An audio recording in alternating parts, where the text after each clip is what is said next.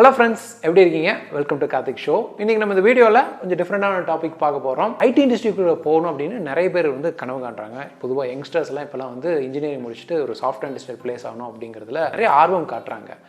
ID இண்டஸ்ட்ரியில் நிறைய சம்பளம் கிடைக்கும், ஆன்சைட் ஆப்பர்ச்சுனிட்டிஸ் இருக்குது, நம்ம கரியரில் நல்லா க்ரோ ஆகலாம் அப்படின்னு நிறைய பாசிட்டிவ் விஷயம் சொல்லப்பட்டாலும் ஐடியோட அதர் சைடு, அதாவது டார்க்கர் சைடை பார்க்கணுன்னா ஃபஸ்ட்டு நிறைய பேர் சொல்கிற விஷயம் பார்த்தீங்கன்னா ஐடியில் ஒர்க் ப்ரெஷர் அதிகம், ஸ்ட்ரெஸ் அதிகம் அப்படின்னு சொல்லுவாங்க. இது ஐடி இண்டஸ்ட்ரிக்கு மட்டும் இல்லை, நிறைய வேலைகளில் ஸ்ட்ரெஸ் அப்படிங்கிறது இப்போ அதிகமாக உள்ளது. அதுக்கு காரணம் இண்டஸ்ட்ரியோட டிமாண்ட் அதிகமாக இருக்குது. இப்போ நீங்கள் ஒரு ஐடி இண்டஸ்ட்ரியில் போகிற ஒரு ஃப்ரெஷராக இருந்தாலுமே, நீங்கள் ஒரு வேலை எக்ஸ்பீரியன்ஸ்ட் ஐடி ப்ரொஃபஷனாக இருந்தாலுமே, இப்போ சமீப காலமாக இண்டஸ்ட்ரியோட டிமாண்ட் அதிகரிக்கும் போது, அதாவது தேவைகள் அதிகரிக்கும் போது அதற்கான வேலைப்பளுகளும் அதிகமாகுது. அதனால் நமக்கு ஒர்க் ப்ரெஷர் அதிகமாகுது, ஒரு ஸ்ட்ரெஸ் அதிகமாகுது மாதிரி ஃபீலிங் வரும். ஸோ பயப்பட வேண்டாம். ஆனால் இது கண்டிப்பாக நம்ம ஹேண்டில் பண்ணணும். ஏன்னா எந்த ஒர்க்காக இருந்தாலுமே ப்ரெஷர் இருக்க தான் செய்யும். நம்ம எப்படி ஹேண்டில் பண்ணணும் அப்படிங்கிறதுக்கு சில ப்ராக்டிக்கல் டிப்ஸ் அண்ட் ஸ்ட்ராட்டஜிஸ் இருக்குது. ஸோ அதைத்தான் நம்ம இந்த வீடியோவில் ஒரு 5 ப்ராக்டிக்கல் டிப்ஸ் அண்ட் ஸ்ட்ராட்டஜிஸ் பார்க்க போகிறோம். ஸோ அது மூலயமா நம்ம எப்படி இந்த ஒர்க் ப்ரெஷரை ஹேண்டில் பண்ணலாம் அப்படிங்கிறதான் பார்க்கலாம். வீடியோக்குள்ள போகலாம். Stay tuned.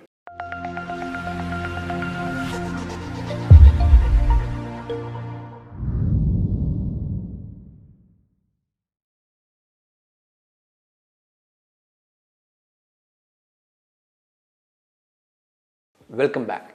முதல்ல நம்ம பார்க்குற டிப் செட் ரியலிஸ்டிக் எக்ஸ்பெக்டேஷன். புரியுமா சொல்லணும்னா, உங்களுக்கு ஒரு வேலை கொடுக்குறாங்கன்னா அந்த வேலையை எத்தனை நாளுக்குள்ளே எவ்வளோ வேகமாக உங்களால் முடிச்சு தர முடியும் அப்படிங்கிறத ப்ராக்டிக்கலாக யோசித்து உங்களோட திறமைக்கும் உங்களோட டீமோட திறமையும் பொறுத்து நீங்கள் ஒரு டைம்லைன் கொடுக்கணும். அவங்க ஐடி இண்டஸ்ட்ரியிலாம் பார்த்தீங்கன்னா இப்போ ஃபாஸ்ட் பேஸ்டாக தான் இருக்கும். அஜைல் மெத்தடாலஜி அப்படின்னு சொல்லிட்டு உடனுக்குடனே ரிசல்ட்ஸ் வேணும் அப்படின்னு எதிர்பார்ப்பாங்க. ஸோ ஐடியோட ட்ரெண்ட் எப்படி ஆகி போச்சு. பட் அந்த இடத்துல நம்ம என்ன பண்ணலான்னா, தெளிவாக ப்ராக்டிக்கலாக யோசிச்சு நம்மளால் என்ன முடியும், நம்மளோட கேப்பபிலிட்டி என்ன, நம்மளோட ஸ்ட்ரென்த் என்ன அப்படிங்கிற அசஸ் பண்ணி, நம்மளோட டீமோட ஸ்ட்ரென்த்தையும் அசஸ் பண்ணி, நம்மளோட மேனேஜ்மெண்ட்டுக்காகட்டும் நம்மளோட கலீக்ஸ்க்காகட்டும் நம்ம தெளிவான எக்ஸ்பெக்டேஷனை செட் பண்ணணும். அவங்க சொல்கிறாங்க அப்படிங்கிறதுக்காக எல்லாத்துக்குமே மண்டையை ஆட்டிட்டு எல்லா வேலையும் நான் பண்ணி தர முடியும், ஓகே 2 நாள் இது முடிச்சு கொடுத்துருவோமே, ஒருத்தங்க கேட்டாங்கன்னா எல்லாமே பண்ணி கொடுத்துடலாமே, அப்புறம் இன்னொருத்தர் இது இன்னைக்கு ஈவினிங்களும் முடிச்சு தர முடியும், பண்ணி கொடுத்துடலாமே அப்படின்னு எல்லாத்துக்குமே சரி அப்படின்னு சொல்கிறத தவிர்த்துருங்க. பயப்பட வேண்டாம், தைரியமாக பேசணும். ரொம்ப முக்கியம். தெளிவாக இருக்க வேண்டியது ரொம்ப முக்கியம். ஐடி இண்டஸ்ட்ரி பொறுத்தவரை நீங்கள் எவ்வளோக்கு எவ்வளோ எஸ் சொல்கிறீங்களோ அதற்கு சமமாக நோ சொல்லியும் நீங்கள் பழகணும். இது ஒரு ஆர்ட். எல்லாத்துக்குமே சரின்னு சொல்கிறத விட சில விஷயங்களை நோ அப்படின்னு நம்ம திருப்பி சொல்கிறது, அதுக்காக மூஞ்சிட்டு சொல்லணுங்கிறதுல டிப்ளமேட்டிக்காக எக்ஸ்ப்ளனேஷனோட சொல்ல வேண்டியது ரொம்ப அவசியம். ஏன்னா நீங்கள் எல்லாத்துக்குமே சரின்னு சொல்லிட்டு ஒரு அன்ரியலிஸ்டிக்காக ஒரு ப்ராக்டிக்கலாக நடக்க முடியாத அளவு ஒரு விஷயத்தை என்னால் நடத்தி காட்ட முடியும், குறுகிய இடத்துல நடந்து காட்ட முடியும் அப்படின்னு நீங்கள் நல்ல பேர் எடுக்கணுங்கிறதுக்காக கமிட் பண்ணிட்டீங்கன்னா நாளடைவில் அது உங்களுக்கு வேலைப்பளுவு அதிகரிக்கும், ஒர்க் ப்ரெஷர் அதிகரிக்கும், ஸ்ட்ரெஸ்ஸை அதிகரிக்கும். அது உங்களுக்கு சரியானது அல்ல. அதனால் தைரியமாக பேசுங்க. உங்கள் மேனேஜர் ஆகட்டும், உங்கள் கலீக் ஆகட்டும், யாராக இருந்தாலுமே ஒரு ஒர்க்கை உங்கள்கிட்ட கொடுத்து இது இத்தனை நாள்களும் முடிச்சு தர முடியுமா அப்படின்னு கேட்டாங்கன்னா யோசிக்காமல் முடியும் அப்படின்னு சொல்லிடாதீங்க.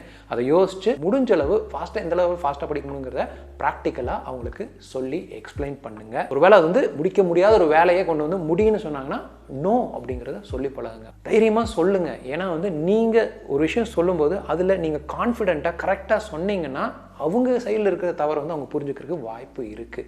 அதனால் be practical, be realistic. That is the first practical tip for handling pressure in ID.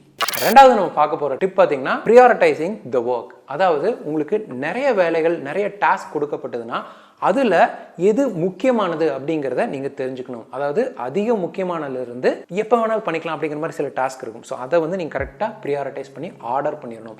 முக்கியமான வேலை, அவசரமாக செய்ய வேண்டிய வேலைகளுக்கு நீங்கள் முதல்ல முக்கியத்துவம் கொடுக்கணும்.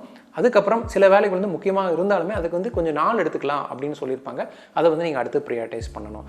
இப்போ நீங்கள் இதை சரியாக பண்ணலன்னா இன்னைக்குள்ள ஒரு வேலை முடிக்க வேண்டிய சூழ்நிலை இருந்து அதை நீங்கள் முடிக்காமல் நாளைக்கு செய்ய வேண்டிய வேலையை அது எனக்கு பிடிச்சிருக்குன்னு சொல்லி எடுத்து பண்ண ஆரம்பிச்சிங்கன்னா உங்களுக்கு அங்கே வேலைப்பளு அதிகமாகலாம். ஸோ அங்கே ப்ரெஷர் பில்டப் ஆகும். ஸோ அதனால் இப்போ நிறைய டாஸ்க் இருக்குன்னா நீங்கள் ஃபஸ்ட்டு பண்ண வேண்டிய விஷயம் அந்த நிறைய டாஸ்க்கை அப்படியே பிரிச்சுட்டு அதில் எது அர்ஜென்டான டாஸ்க், எது முக்கியமான டாஸ்க் அப்படின்னு பார்த்து அதற்கு முக்கியத்துவம் கொடுங்க. பிடிக்குதோ பிடிக்கலையோ அந்த வேலையை முடிச்சு கொடுக்கணும்னு நீங்கள் கமிட் பண்ணிட்டீங்கன்னா, நான் முன்னாடி ஃபஸ்ட் எவ்வளோ சொன்னேன், கமிட் பண்ணாதீங்க முடியாட்டி அப்படின்னு சொன்னேன். ஒருவேளை நீங்கள் கமிட் பண்ணிட்டீங்கன்னா நீங்கள் அதை முடிச்சு கொடுக்க வேண்டிய சூழ்நிலை இருந்ததுன்னா அதற்கு எனர்ஜியை ஸ்பெண்ட் பண்ணுங்கள், அதற்கு டைம் ஸ்பெண்ட் பண்ணுங்கள். அதை விட்டுட்டு அந்த வேலை பிடிக்கலன்ட்டு வேறு ஏதோ வேலை பண்ணிவிட்டு கடைசியில் அந்த வேலை பிடிக்க முடியல அப்படிங்கிற மாதிரி ப்ரெஷர் உங்களுக்கு கடைசி நேரத்தில் வீட்டுக்கு கிளம்புற நேரத்தில் டார்ச்சர் பண்ணிடுவாங்க. அதனால தான் சொல்கிறேன், முக்கியமான வேலைகள், அவசரமாக செய்ய வேண்டிய வேலைகள், டைட் டைம் லைனில் இருக்கிற வேலைகளை ஃபஸ்ட்டு ப்ரியாரிட்டைஸ் கொடுத்து பண்ணிக்கோங்க. மற்ற டாஸ்க்கெல்லாம் தள்ளி வைக்கிறத தப்பில்லை. அடுத்தது டைம் மேனேஜ்மெண்ட் அப்படிங்கிறது ரொம்ப முக்கியம். எந்த அளவுக்கு நீங்கள் டாஸ்க்கை வந்து பாகுபடுத்தி ப்ரியாரிட்டைஸ் பண்ணி முக்கியமான டாஸ்க்கை நீங்கள் பண்ணணும்னு நினைக்கிறீங்களோ அதே மாதிரி உங்களோட அன்றைய நாளுக்கு நம்ம எப்படி வந்து ஒர்க்குக்கான டைம் அலோகேட் பண்ணலாம் அப்படிங்கிறது நீங்கள் பக்காவாக பிளான் பண்ணியிருக்கணும். டைம் மேனேஜ்மெண்ட் அப்படிங்கிறது ஐடி ஒர்க்குக்கு மட்டும் இல்லைங்க, எந்த வேலைகளாக இருந்தாலுமே வந்து நம்ம அதுலேருந்து கவனம் செலுத்தணும். சரியான முறையில் நம்ம பிளான் பண்ணாமல் சரியான நேரம் ஒதுக்கி அந்த முக்கியமான வேலைகளை பண்ணாமல் விட்டோம்னா அதை வந்து தள்ளி போயிட்டு ப்ரொகாஸ்டினேட் பண்ணிட்டு இருந்தோம்னா அது வந்து கடைசியில் உங்களுக்கு முடிக்க முடியாத கடைசி சூழ்நிலைகளில் ப்ரெஷர் பில்டப் ஆகும். அதனால் டைம் மேனேஜ்மெண்ட்ங்கிறது ரொம்ப ரொம்ப முக்கியம். முக்கியமாக மல்டி டாஸ்கிங் பண்ணுறதை அவாய்ட் பண்ணிக்கோங்க. ஃபோன் பேசிகிட்டே நம்ம ஒர்க் பண்ணுறது, அதுக்கப்புறம் இந்த ஒர்க் பண்ண திடீர்னு ஒரு இமெயில் வரும், அது இது விட்டுட்டு டக்குன்னு அந்த இமெயிலை பார்த்துட்டு டிஸ்ட்ராக்ட் ஆகி போகிறது, அப்புறம் எவனாவது வந்து பிங் பண்ணிகிட்டே இருப்பாங்க, அந்த தேவையில்லாத பிங்காக இருக்கும், அதுக்கெல்லாம் ரெஸ்பாண்ட் பண்ணுறது. இந்த மாதிரி டிஸ்ட்ராக்ட் ஆகாமல் நீங்கள் டைம் ஒதுக்கி முக்கியமான வேலை பண்ணும்போது அதுக்கு வந்து கவனம் செலுத்துவாங்க. ஃபோக்கஸ் டைம் அப்படின்னு இப்போல்லாம் நிறைய ஐடி இண்டஸ்ட்ரியில் வருது. இந்த ஃபோக்கஸ் டைம்னா என்னென்னா நம்மளோட சேட், இந்த டீம்ஸ் ஸ்டேட்டஸ், இந்த ஸ்கைப், அந்த மாதிரி நீங்கள் என்ன யூஸ் பண்ணுறாருந்தாலுமே அங்கே வந்து டு நாட் டிஸ்டர்ப் ஸ்டேட்டஸ் போட்டு ஒரு நாளைக்கு ஒரு 2 மணி நேரம் 3 மணி நேரம் டைம் ஒதுக்கி அந்த டைமில் எந்த மீட்டிங்ஸும் இல்லாத மாதிரி செட்டப் பண்ணி அந்த டைமில் வந்து முக்கியமான வேலைகள் எல்லாம் பண்ணுறாங்க. ஸோ இந்த மாதிரி ஸ்ட்ராட்டஜிஸ் எல்லாம் இப்போ நிறைய ஐடி இண்டஸ்ட்ரியில் ஃபாலோ பண்ணுறாங்க. இது எதற்காகனா எந்த ஒரு டிஸ்டர்பன்ஸ் இல்லாமல் நம்ம குறிப்பிட்ட டீப் ஒர்க் பண்ணோம்னா நம்ம 8 மணி நேரம் செய்ய வேண்டிய வேலையை அந்த குறிப்பிட்ட 2 மணி நேரம் நீங்கள் டீப் ஒர்க் பண்ணி அதிலே முடிக்கிறதுக்கு அதிக வாய்ப்புகள் உள்ளது. அதனால் இது மாதிரி டைம் ஒதுக்கி உங்களோட மீட்டிங்ஸ் எல்லாம் தனியாக வச்சுக்கிட்டு எப்படி நம்ம டீப் ஒர்க் பண்ணுறதுக்கு ஒரு டைம், அதில் முக்கியமான ஒர்க்கை எப்படி பண்ணலாம், டிஸ்ட்ராக்ஷன் இல்லாமல் எப்படி பண்ணலாம் அப்படிங்கிறதெல்லாம் பார்த்து பண்ண வேண்டியது அவசியமான விஷயம். ஒருவேளை நீங்கள் வந்து ஐடி துறையில் எனக்கு ப்ரோக்ராமிங் நாலேஜ் இல்லை, நான் ஐடிக்குள்ளே போகணும், ப்ரோக்ராமிங் கற்றுக்கணும் அப்படின்னு நீங்கள் நினச்சிங்கன்னா கண்டிப்பாக உங்களுக்கு வந்து ஈஸியாக கற்றுக்கக்கூடிய ஒரு ப்ரோக்ராம் லாங்குவேஜ்னு பார்த்தீங்கன்னா பைத்தான் ப்ரோக்ராமிங் தான். ஏன்னா மார்க்கெட்டில் இருக்கிற எல்லா ப்ரோக்ராம் லாங்குவேஜ்லையுமே ஈஸியாக புரிஞ்சக்கூடிய லாங்குவேஜில் பார்த்தீங்கன்னா பைத்தான் வந்து அதிகமாக பேசப்படும். ஏன்னா இதில் இருக்கிற சின்டாக்ஸ் பார்த்தீங்கன்னா உங்களுக்கு இங்கிலீஷ் லாங்குவேஜ் தெரிஞ்சால் வரும், ஈஸியாக புரிஞ்சுக்கலாம். அந்தளவு ரொம்ப எளிமையான முறையில் தான் இதோட சின்டாக்ஸ் இருக்கும். ஸோ அந்த கோர்ஸை தமிழில் சிஸ்டமேட்டிக்காக ஸ்டெப் பை ஸ்டெப்பாக அடித்தளத்துலேருந்து எங்களோட வெப்சைட்டில் நாங்கள் வந்து பைத்தான் ப்ரோக்ராமிங் ஃபார் பிகினர்ஸ் அப்படிங்கிற கோர்ஸை லான்ச் பண்ணியிருக்கோம். இந்த கோர்ஸ் மூலிமா உங்களுக்கு ப்ரோக்ராமிங் நாலேஜே இல்லைனாலுமே பைத்தான் ப்ரோக்ராமிங் வந்து ஸ்டெப் பை ஸ்டெப்பாக நீங்கள் கற்றுக்கலாம்.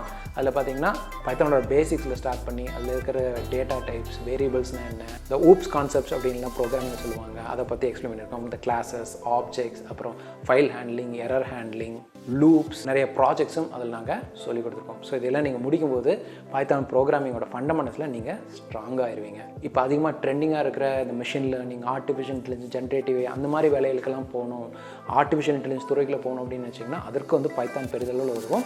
அந்த பைத்தானை வச்சு நிறைய மெஷின் லேர்னிங் மாடல்ஸை உருவாக்கலாம். அது சம்மந்தமான ஒரு மெஷின் லேர்னிங் பேசிக் கோர்ஸும் வந்து எங்களோட வெப்சைட்டில் இருக்குது. பைத்தான் ப்ரோக்ராமிங் மெஷின் லேர்னிங் அப்படிங்கிறது அதோட பேர்.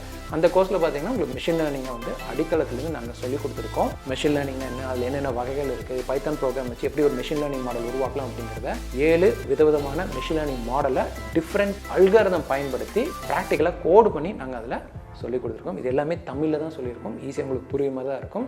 மேலும் இந்த கோர்ஸ் எல்லாமே நீங்கள் ஒன்ஸ் வாங்கினீங்கன்னா உங்களுக்கு லைஃப் டைம் ஃபுல்லாக ஆக்சஸ் இருக்குது. ஒருவேளை நீங்கள் Python program for beginners plus Python program machine learning ரெண்டையுமே நீங்கள் வாங்கணும் அப்படின்னு நீங்கள் நினச்சிங்கன்னா ரெண்டையும் தனித்தனியாக வாங்குறது காட்டிலுமே மொத்தமாக ஒரு பேக்கேஜாக நாங்கள் லான்ச் பண்ணியிருக்கோம். அப்படி நீங்கள் ஒரு பேக்கேஜாக வாங்கும்போது இந்த 2 கோர்ஸை தனித்தனியாக வாங்கின காட்டிலையுமே மலிவான விலையில் வாங்கிக்கலாம். இது எல்லாத்துக்கான லிங்க்கை நான் டிஸ்கிரிப்ஷன் கொடுக்குறேன், செக் பண்ணி பாருங்கள். பிடிச்சிருந்துன்னா என்ரோல் பண்ணுங்க. மெஷின் லேர்னிங் மற்றும் பைத்தான் துறையில் உங்களோட கரியரை டெவலப் பண்ணுங்கள். All the best. 4வது டிப், நீங்கள் ஒர்க்கை வந்து டெலகேட் பண்ண கற்றுக்குங்க. நான் டெலகேஷன் சொல்லும்போது இப்போ உங்களுக்கு ஒரு ஒர்க் கொடுத்தாங்கன்னா எல்லா ஒர்க்கையும் நீங்களே பண்ணணும் அப்படிங்கிற அவசியம் கிடையாது. எல்லா பாரத்தையும் நீங்கள் எடுத்துக்காதீங்க. மற்றவங்களுக்கு டெலகேட் பண்ணுங்கள். மற்றவங்களுக்கு அந்த வேலையை பகிர்ந்து கொடுங்க. ஒருத்தங்கிட்ட போய் உதவி கேட்க தயங்காதீங்க. இப்போ அது உங்கள் கலீகாக இருக்கட்டும், உங்களோட லீடாகட்டும், சூப்பர்வைசராக ஆகட்டும், யாருக்கிட்ட வேணாலும் உங்களால் அந்த ஒர்க்கை பண்ண முடியலன்னா அதற்கு உதவி தேவை. இந்த இடத்துல நான் ஸ்டக் ஆகிட்டேன், எனக்கு அதுக்கு மேலே என்ன பண்ணுறதுன்னு தெரியல, உங்கள் உதவி தேவை அப்படிங்கிறத தைரியமாக கேளுங்க. அப்படி கேட்காம எல்லாத்தையும் நானே பண்ணணும் அப்படின்னு நீங்கள் நினச்சி பண்ணிங்கன்னா அது வந்து நீங்கள் நல்ல பேர் எடுத்துக்கணுக்காக நினச்சாலும் சரி, இல்லை மற்றவங்களை கேட்குற தயங்கிட்டு நீங்கள் கேட்காம இருந்தாலும் சரி, 2 விதத்துலையுமே வந்து உங்களுக்கு அது ப்ரெஷரை உண்டாக்கும். அதனால் இன்னொருத்தங்கிட்ட ஹெல்ப் கேளுங்க, ஒர்க்கை டெலகேட் பண்ணுங்கள். அதாவது சில ஒர்க்கை பிரித்து நீங்கள் எனக்கு பண்ணி கொடுன்னு நீங்கள் கேட்டுக்கலாம். அது வந்து ஒரு டீமாக நீங்கள் பண்ணலாம். உங்கள் மேனேஜர்கிட்ட போய் இந்த ஒர்க்கை எல்லாம் நானே தான் பண்ணேன் அப்படின்னு சொல்லி அந்த ப்ரெஷரை ஏற்றுக்கிறதுக்கு பதிலாக இதை டீமாக சேர்ந்து பண்ணி நாங்கள் டீமாக ஒர்க் பண்ணணும் அப்படிங்கிற ஒரு டீம் பில்டிங் ஸ்கில் உருவாகும். ஐடி இண்டஸ்ட்ரியை பொறுத்தவரை டீம் பிளேயராக இருக்கிறது ரொம்ப அவசியம். நீங்கள் எந்தளவு ஒரு டீமை ஹேண்டில் பண்ணி ஒரு டீம் பிளேயராக அவங்களோட சக ஊழியரோட இணைந்து வேலை செய்யுங்களோ அந்த அளவுக்கு உங்களால் ஐடியில் வந்து வளர முடியும். நானே செஞ்சு நானே வந்து நல்ல பேர் எடுத்து நான் பெரிய ஆளுன்னு நினச்சிங்கன்னா அது வந்து ப்ராக்டிக்கலி கஷ்டம் ஆகிறது வந்து ரொம்ப கடினம். சிலர் ஆயிருக்கலாம், பட் அது வந்து நல்ல விதத்தில் போகாது. என்றைக்கு வந்து நீங்கள் உங்கள் சக ஊழியரோட இணைந்து ஒரு டீம் பிளேயராக இருந்து நீங்கள் ஒரு வேலையை முடிச்சு கொடுக்குறீங்களோ அங்கே வந்து உங்களுக்கு சீக்கிரமான வளர்ச்சி கிடைக்கும். இதுதான் ஐடி இண்டஸ்ட்ரி பொறுத்தவரை நிறைய இடத்துல நடக்கிறது. ஸோ ஒரு டீம் பிளேயராக இருங்க.